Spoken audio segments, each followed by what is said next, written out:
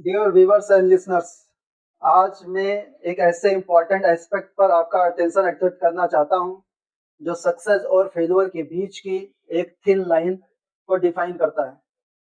Persistence.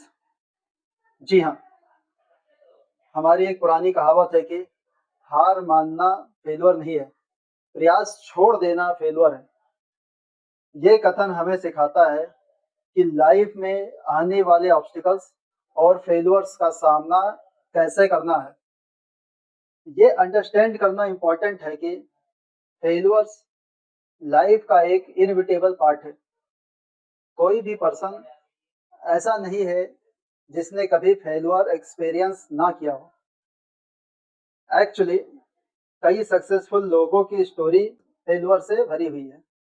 Scientific research भी हमें बताती है कि फेलियर से सीखना और उसे रिकवर करने की एबिलिटी, जिसे रेजिलियंस कहा जाता है, सक्सेस का एक इम्पॉर्टेंट प्रिडिक्टर है।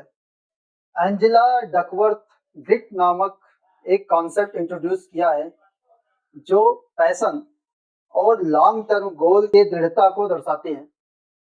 उनके रिसर्च से पता चलता है कि ग्रिट टैलेंट से भी ज्यादा इंपॉर्टेंट हो सकती है। जो पीपल ग्रिट वाले होते हैं वो चैलेंजेस का सामना करते हैं, फेलियर से सीखने और अपने गोल्स के प्रति कमिटेड रहते हैं। वो हार नहीं मानते हैं, भले ही रास्ते में कितने भी ऑब्स्टिकल आए। हार मानना एक मोमेंटरी रिएक्शन हो सकता है जब हम किसी मुश्किल या डिसअपॉइंट सिचुएशन का सामना कर रहे हों। ये नेचुरल है कि कभी कभी हम थका हुआ या डिस्करेज फील करते हैं, लेकिन फेलियर तब परमानेंट हो जाती है जब हम प्रयास करना छोड़ देते हैं। जब हम अपनी कोशिश जारी रखते हैं तो हमारे पास हमेशा सक्सेस की पॉसिबिलिटी बनी रहती है। साइकोलॉजिकल स्टडीज दर्शाते हैं कि जब हम किसी चैलेंज का सामना करते हैं और हार नहीं मानते, तो हम न केवल अपने गोल को अचीव करने की प्रोबेबिलिटी को बढ़ाते हैं, बल्कि हम मेंटली भी स्ट्रांग होते हैं।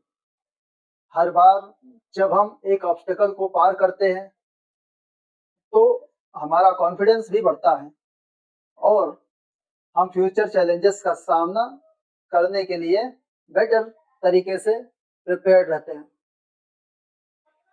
इसके कंट्रास्ट में जब हम इजिली गिव अप कर देते हैं तो हम ना केवल अपने इमीडिएट गोल को खो देते हैं, बल्कि हम अपनी एबिलिटी पर भी डाउट करने लगते हैं। ये एक नेगेटिव साइकिल बना सकता है जहां हम फ्यूचर में चैलेंजेस का सामना करने से भी कतराते हैं। Let's consider some example. Abraham Lincoln, उनको अपने पॉलिटिकल करियर में कई बार फेलियर का सामना करना पड़ा। वो कई इलेक्शंस में हारे, लेकिन कभी भी उन्होंने हार नहीं मानी। अल्टीमेटली वो यूनाइटेड स्टेट ऑफ अमेरिका के प्रेसिडेंट बने और देश की हिस्ट्री में एक महान लीडर। उनकी दृढ़ता ही जिसने उन्हें सक्सेस दिलाई। स्टीव जॉब्स को एप्पल से निकाल दिया गया था, एक कंपनी जिसे उन्होंने खुद बनाया था।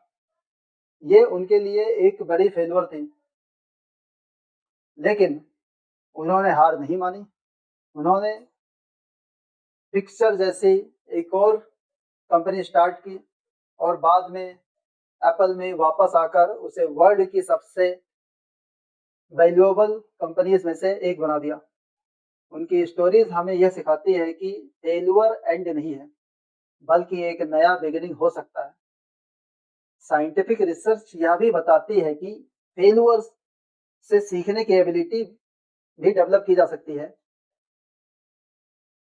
कैरोल ड्वेक ने ग्रोथ माइंडसेट थ्योरी के अनुसार फेलियर को अपने लिमिटेशन का प्रूफ मानने के बजाय इससे सीखने और सुधारने के अपॉर्चुनिटी के रूप में देखना इंपॉर्टेंट है। जब हम इस माइंडसेट को अपनाते हैं तो फेलियर हमें डिसअपॉइंट करने के बजाय हमें इंस्पायर करती है। तो नेक्स्ट टाइम जब आप किसी मुश्किल का सामना करते हैं और हार मानने का आइडिया आपके माइंड में आए, तो इस कहावत को याद रखना, हार मानना फेल्यूर नहीं है, प्रयास छोड़ देना फेल्यूर है। अपनी कोशिश को जारी रखें। हर फेल्यूर आपको सक्सेस के करीब ले जा सकती है, यदि आप उससे सीखते हैं और आगे बढ़ते रहते हैं। तो याद रखिए, लाइफ एक जर्नी है जिसमें अप्स एंड डाउन आते रहते हैं। इम्पोर्टेंट यह है कि हम चैलेंजेस का सामना कैसे करते हैं। दृढ़ता वो पावर है जो हमें गिरकर फिर से उठने और अपने गोल्स के प्रति बढ़ने की एबिलिटी देता है। कभी भी अपने एफर्ट्स को कम मत आके, आपकी अगली कोशिश ही वो हो सकती है जो आपको सक्सेस दिलाए। इसलिए प्रयास करते रहें, सीखते रहें और कभी भी हार ना माने। धन्यवाद।